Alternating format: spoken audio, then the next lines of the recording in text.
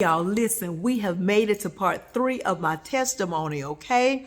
And I just want to say thank you so much for watching part 1 from the beginning all the way to the end, and watching part 2 from the beginning all the way to the end. And I also want to say thank you for being so patient with me, okay? I know you all have been waiting on this part 3, and God willing, I'm going to try to put out part 4 back to back, okay? I'm gonna try to put it out right after this one, okay? God willing, so you won't have to wait so long. But listen at this. I want to say this. I am sharing with you all my testimony of how God delivered me, okay? Of how I went from being a Christian who was an unlearned believer to how I became Muslim, and then how I began to get into New Age, and then how I transformed and came into my rightful place as far as having a true relationship with Jesus Christ. So what I'm sharing with you is an unfolding of what has already transpired in my life. What does this mean? It means that I am already delivered, y'all. I am not on my way to hell, as some of y'all think, because y'all have not paid attention to part 1 at the very beginning. I told you when I started this testimony journey to share with you all, it will explain to you why I love Jesus Christ the way I do, because he has brought me from a mighty long way, okay? So listen, your girl is not on her way to hell, okay? I am saved, sanctified, filled with the Holy Ghost, speaking in tongues, and that with fire. I am a vessel of God. I am his mouthpiece. My vessel belongs to him. I am solidified in Jesus Christ, okay? Just want to make that clear. And I also want to say this, y'all. For some reason, some people do not understand that there are only 2 people on this earth. They are people who don't believe in Jesus Christ, which are non-believers. Non-believers. And there are those who are Christian, who are believers. There is no such thing as a fake Christian. You can't be a Christian and be fake, but you can be a Christian and be unlearned, okay? Just want to make that clear, okay? Because we don't want to be out here judging people saying that they're fake Christian when the problem really is that they just need to get in the face of God and seek him, okay? I just want to make that clear, because sometimes we don't know different things, and God say he does teach us and instruct us in the way that we should go, and God uses his people to teach us, okay? And I'm just giving out a lesson, an extra lesson of instructions and teachings to let you guys know that there's no such thing as a fake Christian, okay? No such thing. You could be a Christian and unlearned, but you could never be a fake Christian, okay? Why? Because when you believe in Jesus Christ, when you believe in your heart and confess with your mouth, you are a Christian. You are a believer. You're a believer. Now you may be a unlearned believer, but you are a believer of Jesus Christ. You have accepted him as your Lord and your Savior, okay? So let's just make that clear. So let me move right along and move forward.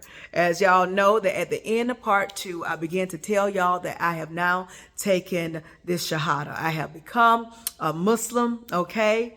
Hot in the summertime and hungry during Ramadan, okay? And I want to tell y'all this, that I understood that the gentleman that I married, I understood that before we got married, that he was the one. Why? Because all the boxes were checked. There was confirmation, back to back, that he was the one. The thing is, y'all, is because I was an unlearned believer. I was an unlearned believer. Because of this, I moved forward in the will of God without his instructions concerning how I was supposed to move within his will. Let me explain that to you. I knew that was my husband. I knew I was going to marry him. I knew he was the one, right? But what I did not do, because I was unlearned, I did not acknowledge God. He tells us to acknowledge him in all our ways, and he will direct our paths. But what I did when I realized what the will was, I said, let me move on forward without his instructions. And what happened is, because I moved forward without the instructions of God to let me know what I'm supposed to do with this, I ended up compromising. If I had been a learned believer, then what would have happened was that I would have went before God and say, now God, I'm Christian, and this young man is a Muslim. What am I to do? Because you're showing me that he is my husband. What am I to do? How do you want me to move in this thing? I didn't do that. So I did not have instructions from God. I did not have direction from him. Okay. And therefore I moved on my own accord. I told y'all that unlearned believers, they move according to their feelings, to their emotions, and to what they can see with their natural eyes. They're not waiting to hear what God's answer is. They're not waiting to see what God wants your next move to be within his will, even though you are in his will. Okay? That's what they do. That's what unlearned believers do. And that's what I did. So here it is. I end up taking that shahada. I become a Muslim, and I'm in a space that I don't even know that I have stepped into captivity, y'all. I am trapped, okay? Not only that, y'all, I don't even realize that I have stepped into a place of idolatry. Why? Because here I am talking about I believe in Allah. I was so unlearned, y'all. I was so in a space to where I really believed that the God of Muslims was the same God of Christians. I really believe that. I was in a state of cage incantation. That's when you're in captivity and you don't even know it, which means what the devil can tell you anything. And you'll believe that it is true. And that's where I was. Why? Because they told me clearly, y'all, the Muslim people were saying it's the same God of Abraham, Isaac, and Jacob.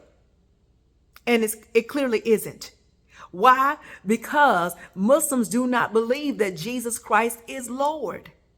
They don't. So it cannot be the same God of Abraham, Isaac, and of Jacob. Okay? And what they'll tell you is that Jesus is only a prophet. Okay? In the Bible, it says that Jesus is a prophet. But that's understandable. Why? Because we as Christians, we know that Jesus is the spirit of prophecy. That's just one of his titles. Okay? But the Bible makes it clear that Jesus Christ is Lord. He and God is one and the same. That is the truth of the matter. But what Muslim will tell you is that he is only a prophet. Get this though. In the Quran, it states, this is what I learned way after. It states that Jesus is the word of God. But they don't hone on that part. They don't focus on that part. In the Quran, it also says this. If you don't understand what's going on in this Quran, if you don't understand the Quran, then refer back to the Bible. Go back to the beginning. Go to the Bible. But they won't focus on that. They won't tell you that. And because I wasn't privy to that information, I was in a headspace of thinking, y'all, that it was the same God. Now get this. Muslims, they believe that the more good deeds you do, that's going to put you into heaven. That's going to give you the rights to enter in the pearly gates. And that's a lie from the pit of hell. It's a reason why they hang on that it's the same God of Abraham, Isaac, and Jacob. Why? Because that focuses on the Old Testament. And you know how it was in the Old Testament. Everybody was under the what? Under the law, which meant what? You had to work with your hands. In other words, you had to come up with your own salvation as far as doing good and doing this. It was by your own effort and by your own might. But that never worked. That's why God had to send his son, Jesus Christ, himself in this earth as his son. To be the what? Ultimate sacrifice. Why? Because trying to do good deeds and do it on your own was not enough. And you know how it was back in that day. They were killing animals like ain't nobody's business. Giving sacrifice because of their what? Their sins. But Muslims will tell you that it's about your good deeds. And I'm here to tell y'all it is not. There is nothing that you can do that can put you into heaven, that can grant you salvation or righteousness. There's nothing that you can do with your hands with good deeds, nothing at all. Because God tells us that our own righteousness is still as a filthy rags. And that's us. That's us coming into God's righteousness. God still sees us as filthy rags. It is only because of Jesus Christ that God accepts us. So can you imagine being a Muslim, thinking that you have enough within you to do good deeds to make it into heaven? You don't. There's not enough that you can do that will get you into heaven. Not on your own might, not by your own power. It can only be done by God's Spirit through his son, Jesus Christ. That's the only way it can be done. So here I am, y'all. I've taken the Shahada. I'm a Muslim and don't even know that a crackhead or a prostitute will make it into heaven before I do. I'm telling you something I know. I didn't even realize that a crackhead, a prostitute, okay, a thief would make it into heaven before I would ever get in. They would make it in, but I wouldn't. Why? Because I was serving a different God. I was in a space of idolatry and didn't even know it. And so here I am, freshly Muslim. I'm still waiting on the last box to be checked because the prophecy that I did receive is that my first child was going to be a boy. So I was like, as soon as I get pregnant, whatnot, I'll know what I'm having. And I'll know that this was God's will. And sure enough, I get pregnant. The first 3 months of our marriage, I was pregnant in that 3rd month. And it was a boy. So I was super duper happy, but I was still out of the will of God. I was in his will by marrying that young man, but I was out of God's will because I became a Muslim. So here I am in a space of idolatry and don't even know it. And not only just regular idolatry, I was in a double portion of idolatry. Why? Because I actually made my husband my God. When I got married, because I wanted a husband so bad, I wanted a ring put on it so bad, I wanted to be complete with a husband so bad, instead of allowing God to complete me, I end up putting my husband above God. I look for my husband for everything. Now, ladies, I'm not telling you that you're not supposed to honor your husband. You are. You're supposed to honor him, but you're not supposed to make him your master. We can only have one master, and that's Jesus Christ, okay? But me, I made him my master. I was just like that lady on Coming to America. Whatever you like, whatever you like, whatever he said, I did. Whatever he suggested, I agreed. And guess what? In that sense, I was not even a good wife.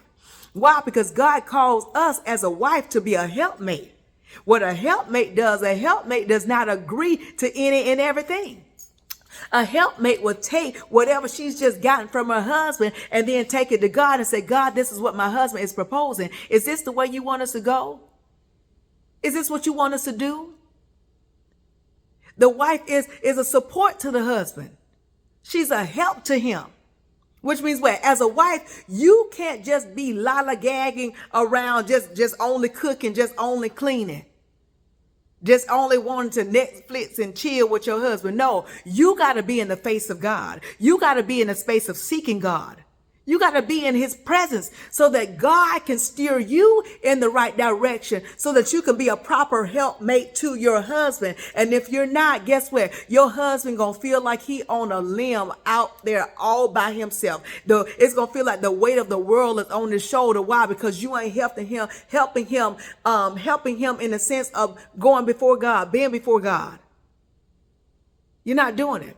It's the reason why God tell us that because our husbands marry us, that he gains favor. And he gains that favor because we as the wife, we're seeking God.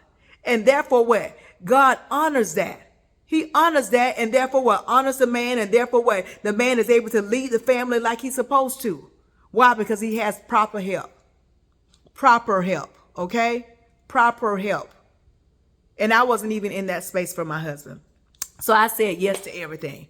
So here it is, y'all. I'm married. My husband is my God. Also, Allah is my God. And I don't even realize I'm headed to hell. I don't even realize that, y'all. So here I am in this space, and everything seemed to be going real well. And in my head space, I told y'all that I always known from when I could play piano that I was gonna have something to do with music. Okay, I knew I was gonna put out music. I had already been writing songs and doing a whole lot of stuff of that nature. And then here it is. There's a recording studio being built downstairs, at the facility, and I'm excited because I'm saying I'm finally going to get some music put out and whatnot and whatnot. And guess what? God said, no, he put that to a halt. He put me on pause. God was saying, I am not going to allow you to push out any confusion, not to my people. I'm not going to have you out here looking like that. Why? Because God is not the author of confusion. Why do I say this? Listen, y'all. All of my songs that God had given me through his gift so that I could write, all of them were about him, about Jesus Christ. And now here I am professing to be a Muslim, okay? And I'm talking about I'm going to be on stage somewhere, putting out music somewhere, talking about, singing about Jesus Christ, but I'm serving a different God. God said, you ain't doing it. I ain't letting you put out no music. And what began to happen? Things began to get rocky. It began to look like Jonah all over again. Y'all remember Jonah? God told him to go to Nineveh and he was disobedient. He decided to get on a ship with some people, and that ship began to incur different storms, and the people on the ship were saying, what's going on? We have never had travels like this on the sea. And then they realized, put two and two together, that it didn't start happening until Jonah got on that ship, on that boat with them. And they then began to ask Jonah all kinds of questions. Who are you? Who your people? Who your folks? Where you come from? What's your agenda? What are you running from? And y'all know how that ended up. They had to toss him overboard, right? They had to toss him overboard in order to get some peace. And that's how it was with me and my husband, our family. It was turbulence. I didn't even know I was in Jonah's position. And I didn't even know my husband was in the position of the men on the ship. And guess what? Even if I did know at that time, I couldn't be tossed over. Why? Because I was already in covenant. So here it is. We're experiencing turbulence. Things ain't working right. The contractors that was building the studio, they got slack. Things weren't going right. Then the bank was acting crazy. A whole lot of stuff was going on to where the studio had got put on hold. So guess what I decided to do? I said, well, you know what? I still have some recording equipment. I can record on that, and I'll record a song and whatnot. And so I got some of my husband's family members. So some of them were Christians because their parents were pastors, and I asked them to come and sing on a song that I wrote called Family. Guess what? God was like, no, I'm shutting that down. Guess what God allowed to happen? He allowed for somebody to break into the Conservatory of Music and steal my recording equipment, because God said, you ain't pushing out confusion. I'm not going to let you do it. And guess what? I'm so happy that God did not allow me to do it. Why? Because I would have looked like a straight fool with a hijab on my head, looking like Erykah Badu, or looking like a nun. And I'm up there talking about God shall deliver. What? I'm talking about Jesus Christ, but I'm serving a totally different God. And I'm in a space of confusion. And God had to shut that down. God shut it down so, y'all, to where we ended up being in a lawsuit between the contractors and the bank, okay? Because they weren't doing what we had hired them to do. Needless to say, it didn't get done. And as time and years progressed, we ended up not keeping that building. We ended up moving to multiple buildings and whatnot. And then we decided, hey, listen, let's just build from the ground up. By this time, I have had my child, my daughter. I've already had my son. Now I'm pregnant with my daughter. Excuse me. No, I've already had my daughter. And so here we are, where I'm in that space where we're saying we're going to build from the ground up. And at this time, we also had a construction company, because we said we're not going to do like those people. We're going to have a construction company, and we know it's going to get built. So now we have another business. We still have a Conservatory of Music, still teaching music, but we're going to build from the ground up, and we're still working on building churches and building houses and subdivisions and stuff like that. But guess what God said? Not so. God allowed the city to work against us. He allowed the city to shut us down. And at that point, when we were like, you know, the city don't want an educational center here where we can teach music and also have a private school and a performance arts center. They don't want this here. And I had started getting frustrated, y'all. When I was at home, this was like a couple of years later, like almost 3 years later, I'm at home, I'm cleaning up, and just out of the blue, I said out loud, I'm moving. Are we moving? We moving from Georgia. We moving from Albany. I'm tired of this. I had gotten straight sick of the governing in Albany. But I didn't realize that was God putting a stop to it. Because he said, no, you're not going to put out any music. I need to get you where I want you so you can come on back to me, daughter. You're marked. And you ain't going to be able to do what you want to do until you come back into the fold. I didn't know that, though. I didn't know it. I didn't know it at all, y'all. So here I am in this space to where I'm saying I want to move. And that night that I said that day that I said that night I went to sleep. And God showed me a dream. At this time, y'all, I still don't know that God works with me prophetically while I'm asleep. Okay. He also worked with me prophetically in other areas as well. But I did not know. I didn't know at the time. Why? Because when I was a Christian, I was an unlearned believer. Therefore, I wasn't privy to any other gifts beside me being able to sing and play music and write songs. Okay. I didn't know anything about it. God using me prophetically in any kind of way. Okay. So here it is, y'all. I go to sleep. And I see in this dream, I'm in my backyard, and I could see the building that we were building from the ground up. And what God did allow for us to do was pour concrete, get the beams up. We can see it all coming together, okay? I'll let y'all know that part. So in the dream, that's how I see the building. The concrete gets poured, the beams are up. You can see the outside. You can see what the building's going to look like and whatnot. And then as I'm looking in this dream, I see people pulling away lumber and pulling away steel. They was taking it off the building and walking away. And then I see me and my husband holding hands, and we're walking away from that building. Now, at the time, I didn't know that God was showing me and telling me, hey, listen, this ain't going to work. It ain't going to get built. You're going to have to walk away from this. I didn't know. I just figured that was just a dream, and I just woke up and went on about my business. That's why I try to tell y'all in Golden Nuggets when God had me speaking to y'all that whatever dreams you have, you better go back to God and ask him, is this from him? And if it is, receive it. And if it's not from him, you better rebuke it, reject it, renounce it. Okay? So I didn't know, I didn't understand that I was supposed to take that dream to God, because here I am, a Muslim. And by this time, the Jesus that I did have about me, it had been faded away. Why? Because I was not around the Christian community. I didn't have any strength. I didn't have anybody I can draw from. I didn't have anybody still trying to pull me, trying to witness to me, to tell me Jesus still loved me. I didn't have that around me. And God allowed that so that he can do a work in me. So that he can do a work in me. Because initially I was like, why ain't nobody ever go back and try to witness to me? Why didn't nobody ever come and visit me? Why didn't anybody ever try to come back to me and be around me? Why? But God allowed me to understand that that was his doing. But what I do understand, even though I did not see my Christian family around me at that time, I understood that they were still praying for me. And y'all, I thank you so much that my sister, my brother, my pastor, my sisters and brothers in Christ were still praying for me. They had me on their mind, took the time to pray for me. I appreciate that, because those prayers have been answered, okay?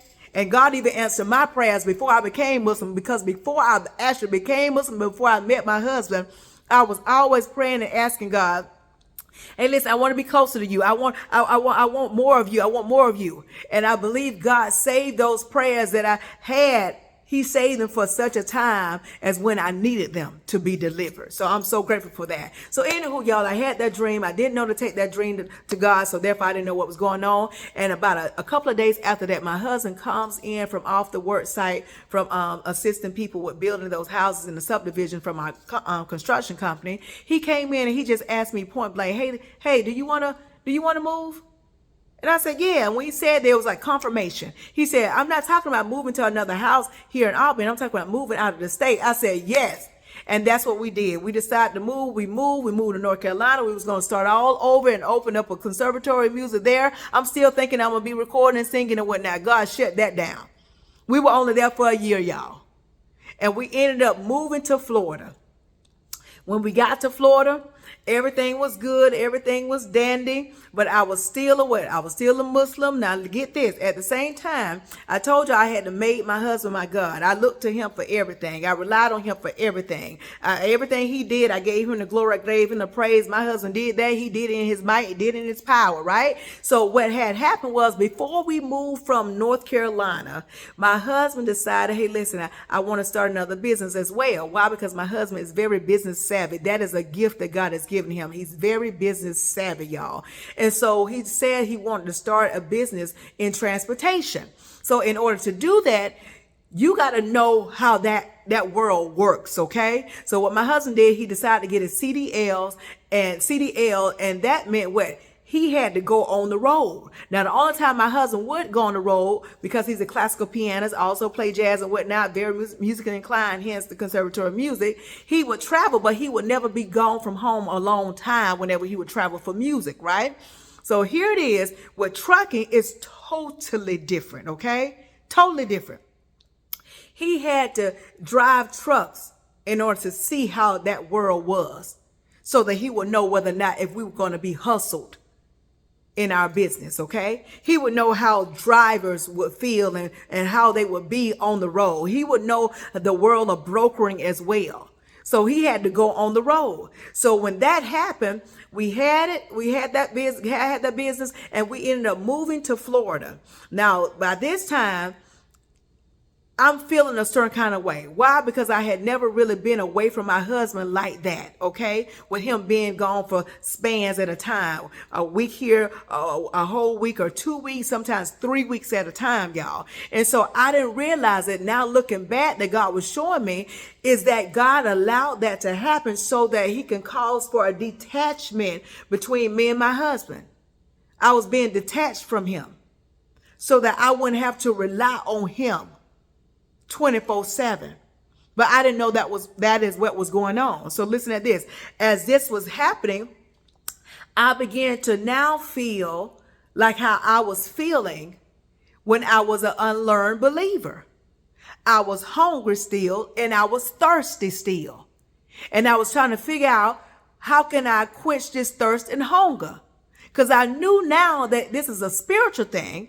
But now I'm still Muslim, right? But I know there's something missing spiritually, because this hunger has kicked in, because now God has separated me a little bit from my husband because of his traveling, to where now I'm realizing that I can't rely on my husband 24/7. I can't do that, because y'all know what happened. I not only became thirsty and hungry, I also became jealous. I became very jealous. And I know why. God was allowing me to feel what I had done. God said he's a very jealous God, and we should have no other God besides him. And I had done that. I had become Muslim, talking about I believe in Allah, and I had made my husband my God. And therefore what? God's jealous, because I belong to him. He marked me. I'm his child. I'm his chosen. And I go and do a thing like that? So now it is, I'm hungry, I'm thirsty, and I'm jealous, y'all. I wasn't ratchet and jealous, okay? I wasn't ratchet and jealous. I was very demure and jealous, okay? But anywho, there I was noticing that there's something missing. And now we're in Florida. And I know we're going to be in Florida for a while, because it feels like home. I can drive anywhere and not get lost. That's how I knew if we're supposed to stay in a particular area, is that I feel comfortable in my moving within that city, right? And here we are in Orlando, and I'm able to go to the mall, go here, there, and get back, and not have a problem at all, right? So here it is. We're in Orlando, and everything seemed to be okay, but I'm thirsty, I'm hungry, and I'm jealous, okay? And so I'm trying to find a place to go, another masjid to go, because I had been attending a masjid that was full of Arabs, and they were looking at me like I was foreign, okay? I did not feel welcome there. But I ended up going to another masjid that was full of African Americans, more culture with black folks, in other words. And it felt a little bit like home or whatnot, but I was still in a space where I was thirsty and I was hungry, okay? Thirsty and I was hungry. And then as I began to continue to have that thirst and hunger, I began to say from my heart, I want to say pure heart, but my heart was not pure because I was still Muslim. My heart was still deceitful and desperately wicked, okay? But I was saying it from a sincere place. I'll say that. I was saying it from a sincere place to God. I was saying this. I was saying, whatever your truth is, that's what I want.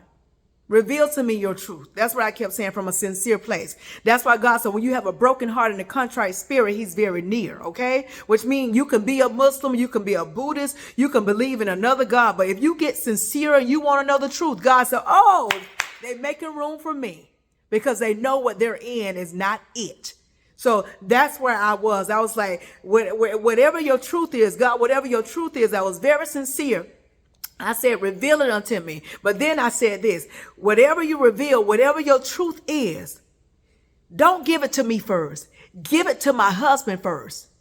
Because when you give it to him first, that means he can share it with me and I can follow. So I won't be out of order because I knew the order. God, well, at that time I was ignorant, but I knew that my husband was the head over me. I had forgot about Jesus being over my husband, okay? I forgot about that part. So anywho, y'all, that's why I was. Give it to my husband first so he can share it with me. So moving right along, about a year or so goes by, and I realized that my husband was coming in off the road. And on a Friday, he was like, we're not going to Juma on today. And Juma was like a Sunday for Christians, okay? That was service for Muslims, Juma. And so he was like, we're not going to Juma. I'm going to spend time with the family. We're just going to go out. And I was thinking, oh, okay, he missed us. Oh, okay, we're going to do that. But then it kept reoccurring every time he would be home. He was like, no, we're not going. Then we messed around, y'all. Ramadan was in season at that time. And he was like, we finna go out to eat. I said, well, where are we supposed to be fasting? He's like, we ain't fasting. And I was trying to figure out what's going on, scratching my head, what's going on? I was so confused and I was feeling like a hypocrite because I was like, what if somebody see us eat? What if somebody, I was like trying to figure out what man gonna say about it, right? And my husband said, we ain't worried about that. Come on, we go out to eat. So I followed my husband because y'all know I was hungry. It was Ramadan because a girl was hungry. I was hungry, y'all. I had no discipline. I had discipline too fast, but I was still hungry, okay? So when my husband said, let's go eat, I had to obey my husband, okay? I had to be submissive, okay? But listen, I had not realized that God was working on my husband to pull him away from Islam. Because while he was on the road, what had happened was my husband started studying religions. Okay, he started diving into about Islam or whatnot, and he began to find out that this ain't it. Okay, he began to realize that this ain't what I want to do. And I didn't realize that God was answering my prayer by giving it to my husband that Islam is not it. But get this, God was allowing my husband to get that information so that he can pull me out of Islam, okay? So he can pull me away from it. So with that being said, time goes on, goes by, and sure enough, we're in that space where we're not really practicing Muslim. We're not even making 5 prayers every day anymore. We're not. But we're still in the same area where we were living, which meant where I was still running to. I was still wearing my hijab, but I was still running to those sisters every once in a while from the masjid. And so what God ended up doing, he ended up moving us away from that area. He separated me from those people from the masjid that I had got familiar with. He allowed us to move like an hour or so away from Orlando. Excuse me. And when we did that, then I was really able to express really coming out of being a Muslim, which meant what? The Erykah Badu is gone. I'm back to my weave. I'm back to gluing weave tracks in my head. I'm back to sewing tracks in my head. I'm back to doing that. I'm now letting it all hang out, so to speak. Okay. So, I'm wearing I'm wearing short sleeves now. I don't really wear shorts or whatnot anyway, but, I was not covering anymore. In other words, neither was my daughter. So there I was in a space that we're no longer practicing Muslim, but get this, God broke up that Islamic foundation. Okay. He broke up that Islamic foundation. But here's the thing, when you break up a foundation, when you remove a foundation, it has to be replaced with another foundation. That didn't happen. It did not happen. It wasn't replaced with the foundation of Jesus Christ. And you know what the word of God says. The word of God says is that when you cast out a demon, right, that demon will leave. And he wants to come back because he's still referring to you as his home. And what that demon will do so that he will not be uprooted again when he come back to visit your vessel, he'll get 7 other demons to come back with him so that it will be even harder to remove him next time. So now you ended up, we got like 8 in you. And a lot of people have more than that, because a lot of people have a lot of things that they're dealing with possessions, okay? And so because that voidness was not filled, I began to just do whatever I wanted to do. My husband did not present another foundation. He was still teaching certain things, but it was not Jesus Christ. He was not teaching us to go to look to Jesus. It was just like, almost like, you know how people say, we're just spiritual. It was that type of thing. Oh, we're just spiritual. We believe in God. We believe in God. But here's the thing. We were not in the space where we believed in Jesus Christ. I was not in that space. Because remember, over the years, Jesus Christ had faded from my memory. What I knew Jesus to be, a way maker, miracle worker, promise keeper, to really believe it, to really honor that, I didn't have that in me. It had been like erased. It was like a blur. Cage incantation. I was blind, just like Saul. Just like Saul. And so there I was in that space to where now I'm operating and just doing my own thing. And at this time, I meet a young lady, a friend of mine. I call her my sister. I meet her, and her husband travels because he was in the military. And sure enough, we would hang out together. And sometimes we would talk about God. We'd just talk about God. Sometimes she would say Jesus, and I would hear it. But, you know, she was a Catholic, but she wasn't a practicing Catholic. So our conversation the majority of the time was not at that time about God all the time. It was about lifing, okay? It was about us learning how to cook certain recipes while our husbands were out of town and whatnot. It was about us taking the kids to different parks and stuff. It was about lifing, okay? Me being a wife, and I'm with my children, her being a wife, and she with her children, and we just so happened to be able to hang out with each other when our husbands were away, okay? We were able to just hang out, right? And so that's where I was, and I was not in a space. I was still a nice person. I was still, in a space of good deeds. If you met me, you probably would have thought I was a Christian because of how I always carried myself, but I didn't even refer to myself as a Christian. Matter of fact, let me tell y'all this.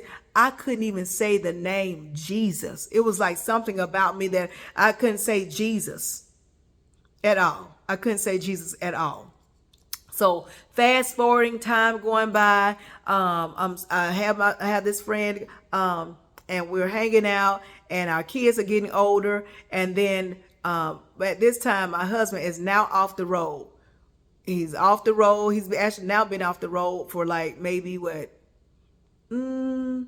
about a year now. And so now we have our own drivers, everything, everything is flowing right. Because I need to tell y'all this. When I stopped wearing the hijab and stopped being a practicing Muslim, it was like doors began to open for me, okay? Open up for our family. So things began to progress for us and looking on the up and up. And so now my husband is no longer on the road, and we decided to move. And we moved to this big compound, this huge house, had a tennis court, basketball court, batting cage. We had our own lake, our own track to walk around. It was just beautiful, really nice, really nice, really nice. And there we were, and we were living there for a while. And things were going well, but I was still hungry and thirsty, and I was still jealous, y'all. I was still jealous. I was still in that space of jealousy.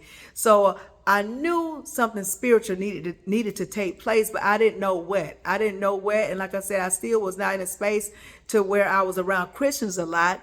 I will say this, is that I remember one time, and I'm going to shut it down, y'all, and I'm going to come back to you, okay? But I remember I had gone to visit my mom, right? And my mom, she's an evangelist, and she still attends the church that I was a member of, Holy Temple. I told you I'd give Holy Temple a try in Albany, Georgia. Holy Temple, okay, ministries, they're off the chain, Pastor Gladys Lee, okay? But anyway, I went over there, and I went to visit in Albany, Georgia, and I went to church with them. And I will say, I was actually on the piano, on the keyboard. Pastor Lee allowed me to play the piano, the keyboard, and God moved mightily, even though I had not got my foundation together yet. But listen, true women and men of God can see more than what you can.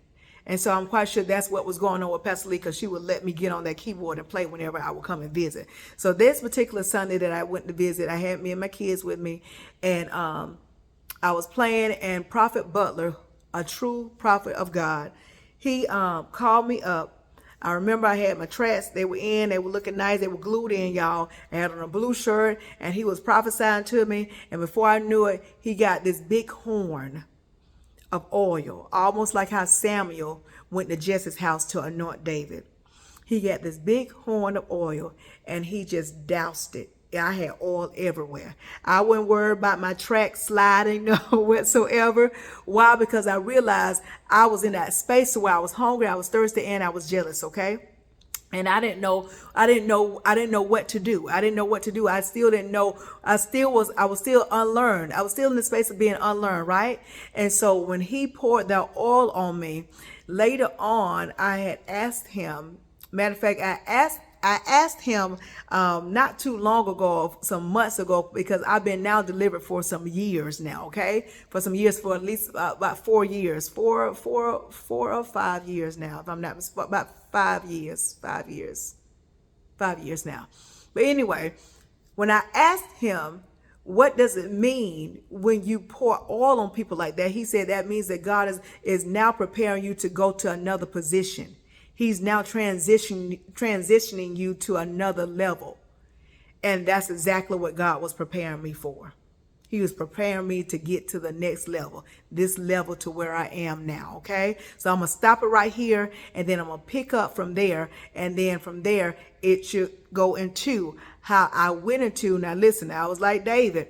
I didn't go right into being king right away. It took me a minute, okay? It took me a minute. So now what you're about to hear on this next one, y'all, is how I went from a place of being so hungry and thirsty to where I thought I was in a space of getting that spiritual thirst and hunger quenched, and it wasn't. Why? Because I dabbled in what? In New Age. I did. So that's what the next one. I'm going to see y'all. I got to go. Y'all know I love you, but most of all, Jesus loves you too and more. And God willing, you're going to get the next one back to back. Okay. I'm going to come right on back with it. Okay. So y'all bear with me. I'll see y'all soon. Y'all know I love you, but most of all, Jesus loves you too and more. Y'all be blessed. Ciao.